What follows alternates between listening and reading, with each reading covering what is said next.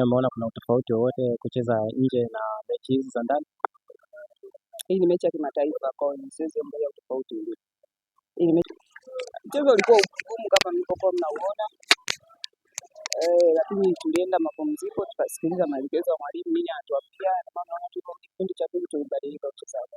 Muda mfupi umeingia kwenye kikosi, lakini umeonyesha ubora wa hali ya juu. Leo umepata bao, nini inakujengea picha yako binafsi? Ni ushirikiano na wachezaji wenzangu, pia kujituma. Namshukuru Mwenyezi Mungu kwa hilo.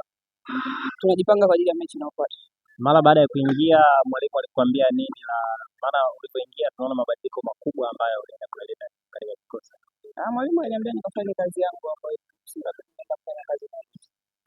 Unahisi changamoto ilikuwa nini hasa katika mchezo wa leo? Maana mlikuwa kuna kipindi mna dominate mchezo, lakini kuna kipindi mlikuwa mnapoa. Shida unahisi ilikuwa nini? Siwezi jua, nadhani mwalimu anaweza kaelezea vizuri, lakini tulikuwa tuna maandalizi vizuri. Tumekutana tu, watu wakakutana jana wafanya mazoezi siku moja, leo tumekuja kucheza mechi. Na mimi kwenye mchezo wa pili kwa kuwa tutafanya mazoezi kwa pamoja, tutafanya vizuri. Pengine unawaahidi nini mashabiki wa timu ya taifa ambao wanakuja kutazama, wana matarajio makubwa na nyinyi kwenye game inayofuata? Tunawaahidi tu kwamba tutafanya vizuri kwenye mechi inayofuata, waje kwa wingi na watuombee dua.